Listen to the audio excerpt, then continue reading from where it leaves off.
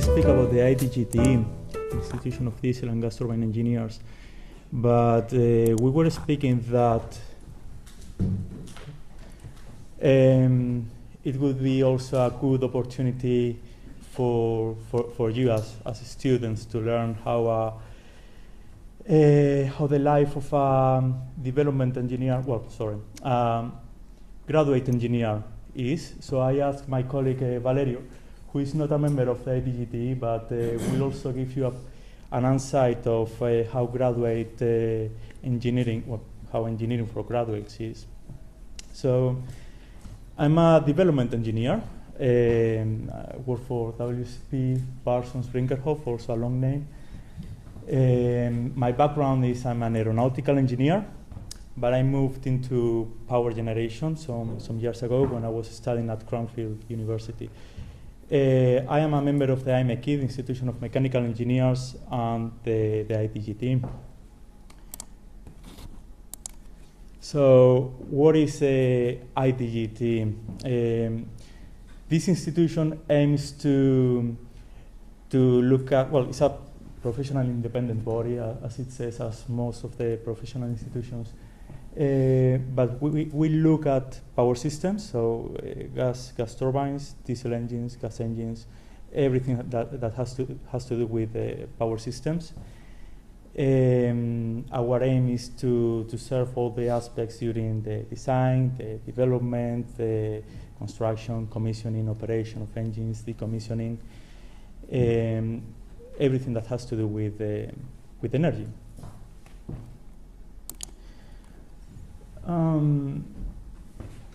We are a very small institution. We are about 500 members compared to the big institutions like the IMechE, the IET, the ICE. We are a small institution, but the value of small institutions like idgtE we focus on a particular system, on power systems, on energy. So we have the capability or the characteristic that we can bring together different aspects of engineering, either mechanical engineering, electrical, civil engineering. All are needed for power generation or for power systems. As a professional institution, we depend on our members, on their contributions, and also in companies who are willing to sponsor our activities. What we provide to our members and to the people who approach to the institution is we promote knowledge sharing and networking activities. So that means we approach companies, we publish technical papers, we have a technical journal that we publish every 3 months. We prepare conferences, site visits to factories, to power plants, to museums, We collaborate with our members. We give them support for the professional development. So for graduate engineers like me, until I get chartered. And after that, we support our members with the CPD, which stands for Continuous Professional Development, which is something like keeping up to date with the knowledge and make sure that you are up to date. idgtE is also a networking platform for people involved in the power industry. And for that, we have activities such as the annual luncheon, which is very successful.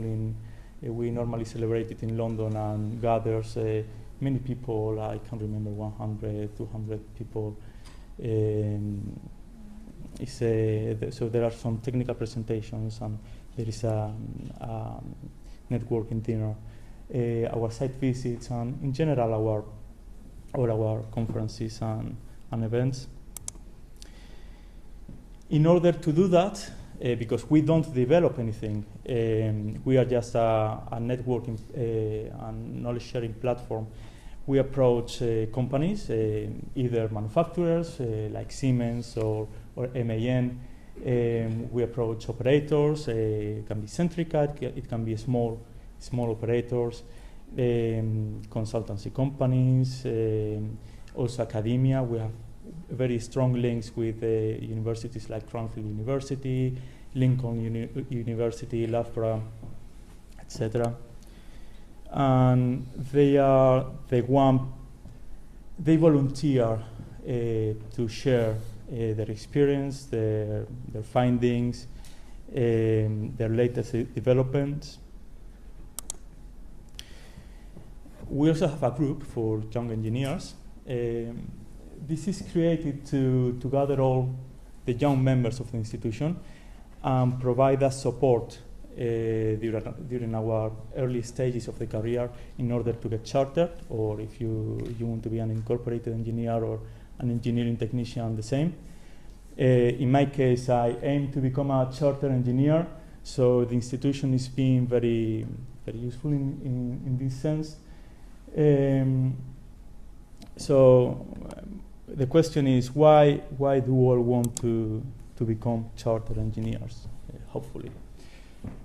I don't know if you are familiar with this. The Engineering Council has defined different competencies that you have to comply with in order to get chartered.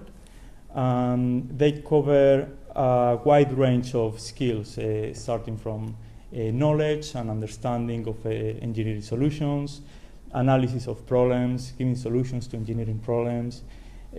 Also, you have to demonstrate leadership, either commercial or technical. You have to demonstrate you can communicate, interpersonal skills, and of course, professional standards. You must prove your commitment to the engineering community. And participation with institutions, professional institutions like idgtE, it can be very helpful with this. It can give you a lot of information in order to keep up to date with your knowledge and understanding of engineering problems. Our members share their experiences, so that's a very useful tool for you to solve problems when you have to apply that. Also, you can participate in the institution, organizing events, sourcing papers, liaising with companies, so that proves your communication skills. And once you apply for chartership, one thing that they particularly like to hear is that you demonstrate your commitment with the engineering community, that you participate either with the idgtE or the MAKE or institutions, associations, engineering associations in general. So this is for the idgtE in a nutshell. I would like to tell you now about my personal professional development, what I do, and show you how professional institutions can help you or people like me to get chartered and comply with all these competencies. So, as I said, I'm a development engineer. I develop power projects, so power plants. This is basically engaging with developers, operators, investors, banks who want to fund power projects. I work in the projects from the concept design through the feasibility studies, preparation of technical specification, tender evaluation, monitoring of construction, monitoring of operation, decommissioning. I only have 4 years experience, so I haven't covered everything with the same project, of course. I'm not that fortunate as Alan, that has a long history in the industry. But I have experience with many different projects that have covered many stages of the life. In my in my personal case, I'm really good at performance modeling. So if a client comes to me and say, well, I want to do this, what it means. I say, well, if you use this technology, you are going to have a power plant of 1,200 megawatts. This is going to be your fuel consumption. You are going to need this much water for your cooling system, and this is going to be the cost approximate. So that's one of the things that I better know how to do. I also work for lenders, for different banks. They put money in a project, and they want to make sure that the money is well invested, that they don't waste it. So I monitor the operation performance of the power plants, and I flag any issues if there are any issues. These are some examples of things that I've done. So, performance engineer, developing all the configuration model, optimization of the configuration of a power plant, availability, cost, economic, financial models. This particular project is for Saudi Arabia. It was for Saudi Arabia, and it took me some days in Dubai in a very nice hotel, working for 10 days. Working for banks, one of my projects is in Oman, so I have to go there from time to time, monitoring operation when they are when it was in construction, monitoring construction, that everything is as a contract says it has to be. In Cyprus, this is a project I'm working now. So I did the assessment for abatement technology. So it's an old power plant, and there is a new emission limit set by the European Union. They need to reduce their emission levels for NOx, for SOx, for dust. So I assessed the equipment that they need to install in the plant, how much it's going to cost, and so on. And now we are preparing the technical specifications. So hopefully we will go to tender evaluation in some few months. And also, I participate in many proposals. So every time there is a client and there is an opportunity to participate in a project, somebody has to take the lead from the technical side and develop the methodology. You see who is available, who can do the job, how much it's going to cost, and the time frame. So it's quite common that I take the technical lead in this type of proposals. As you can see, I normally only take projects in nice places where I can go and see the sun. But not everything is working. You also need to train yourself. You need to keep up to date. So professional institutions are really good at that, delivering conferences and events. So, for example, with the idgtE, we have the gas turbine conference every 2 years, and it focuses on gas turbine technology and its applications. With the IMEKI, the steam turbine and generator user group that happens every year. And of course, some management. So this picture is last year. I got an award at Cranfield University with the ICITB for the project management competition. Quite interesting. ICITB does this competition every year. If you ever have the opportunity to go, I highly recommend it. It's really good. Because I don't like sitting in the office all day and looking at the screen, I managed to escape again to sunny places like Israel. I've been working for several months in 2 power plants. In one of them, assisting the project manager, coordinating the engineering teams between the UK and Israel. At another plant during the commissioning phase, commissioning the mechanical systems. And at the moment, I'm working in Beckton, not as Sunny, as an independent engineer, looking after warranty claims and defects. So basically, my site experience covers many aspects of the competencies required by the Engineering Council to get chartered. And finally, institutions. As I said at the beginning, I am a member of the IMEC and the idgtE. With the idgtE, I participate, well, I'm a member of the Advisory Council.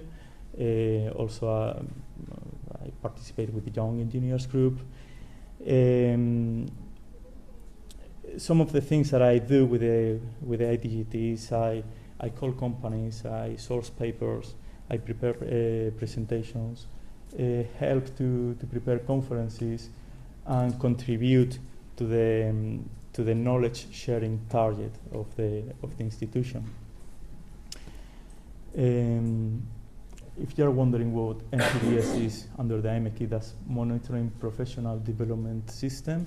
So that's a program, 4 years program that you have to follow in order to get chartered with the IMEC, and you register all your activities. And now I'm working on my competencies. So I aim to apply for chartership in 2 months. So I'm pulling together all my different projects, participation in professional institutions, external activities, conferences, courses, volunteering, and that will set the basis for my chartership application. And why do I want to get chartered? Well, I should have said this before. Why do you want to get chartered? It's not only, well, of course, it's recognition. It means that you are a good engineer, that you have experience, relevant experience, that you know how to do things, that you can take responsibilities. It's like becoming an adult in the engineering profession. Also, there is an aspect. Chartered engineers have a better salary. That's important, but recognition, remember, recognition. Once I get chartered, I will be able to apply for senior engineering, to be a senior engineer, senior position, so more money, again. And that's in the short term. More in the future, I would like to keep my collaboration with the professional institutions, because you will realize how good they are to get external recognition and to develop your networking, your network. So I think that's it for me. Do you want to continue, Valeria? Yeah. As Ignacio mentioned before, we're here to share with you our experience as graduate engineer. Valerio Stewart. I'll quickly go through my background, some of the projects I worked on, my journey so far, and some tips and advices that I wish someone else gave me when I was about to start. So I studied in Florence, structural engineering with architecture, where I graduated in 2013. I then studied structural engineering at the University of Manchester and started working as a graduate engineer in building structures in WSP 2013, where I still am today.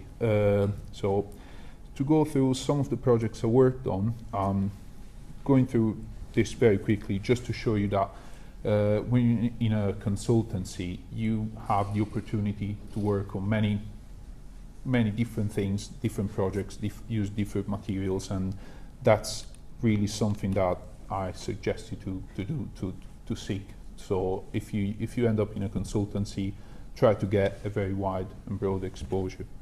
I worked on Westminster House. This is a RC an existing concrete building in Piccadilly Gardens. This is still going on, and you see the construction site if you happen to go there. Media City UK, 4 28-story towers, concrete again, just outside Media City. A brand new hospital in Scotland. This is the structure in this case was a mix of precast concrete and steel frames. Another concrete tower, this time in Beirut, which meant that we had to use the American codes, which are used in Lebanon. Is a seismic area, and also the footprint was very complicated, and the architect was really demanding, really famous architect, and really demanding as well. And much more. But as I said, try to work on different projects. If you get the chance, ask to your line manager. He'll try to help you with that, definitely. I also worked in London for 3 months, where I was seconded to the advanced analysis team, and I basically designed post-concrete elements full-time for 3 months. A bit stressful, but a really useful skill. So my journey so far, and which is likely to be your journey in 1-2 years' time for those that are about to graduate. As I said, I started in 2014 at WSP as a graduate engineer, and I'm also a graduate member of the idgtE, and you'll hear everything about the idgtE in a moment from Daniel.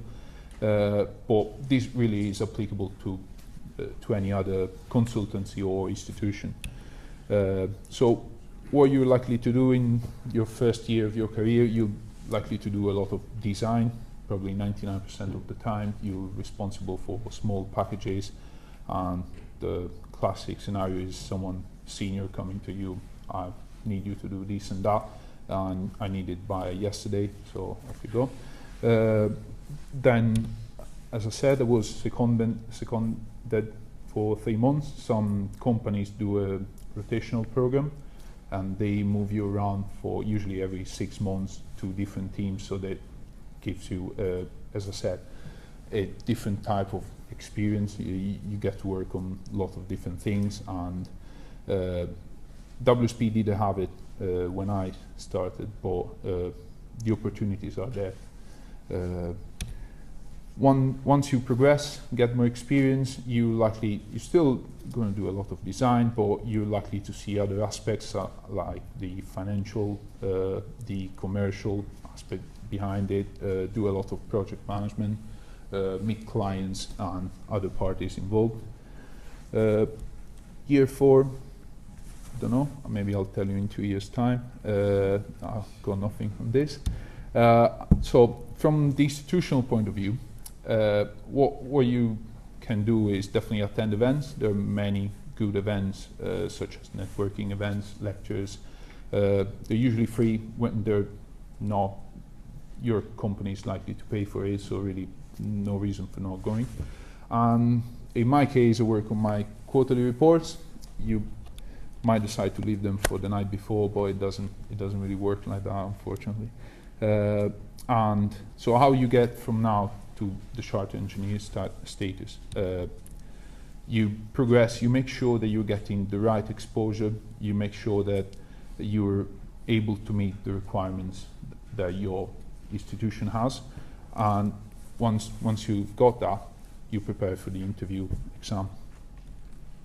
So how does your company generally make sure that you go through this process with something called graduate scheme? In my case, the framework that WSP has is divided into 4 components. So you got a corporate and discipline components that are already there for you. You go through trainings, the company makes sure that you got an understanding or a sort of commercial awareness, and that you also progress technically. The institution, that again, it's a bit up to you. You pick an institution. In my case, could have been the ICE, the idgtE, and the individual point of view is you getting involved in external events, networking events, be a STEM ambassador, for instance. So some tips and advices. The first is definitely ask questions. Don't be afraid to ask. If you have a question, the graduate that started the year before you probably had the same question, so just go and ask him. In my case, he sits in front of my line manager, so it's a bit tricky. But anyway, don't be scared. Make the most of the opportunities that you have. As I said, the secondment I did was really useful, and really was up to me trying to find out about it and go for it. There are lots of opportunities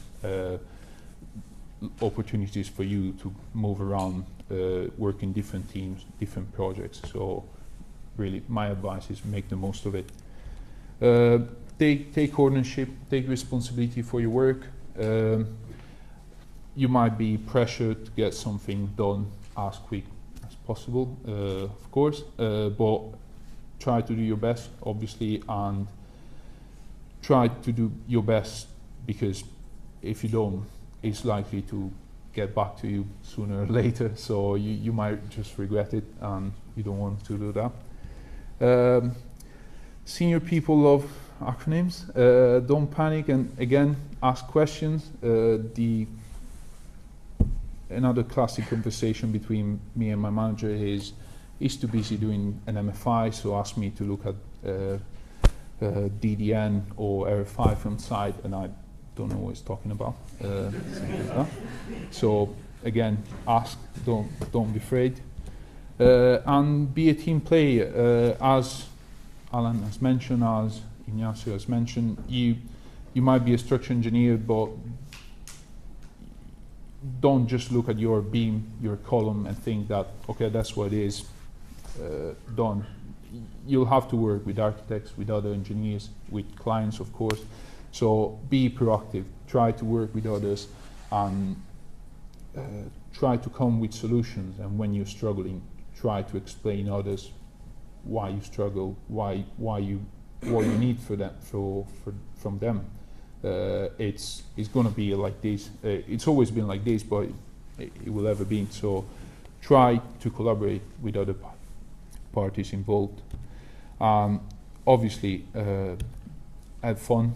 It's going to take most of your time. So if you don't enjoy it, well, there's an issue there. I definitely enjoyed that. So yeah, have fun. Thank you very much.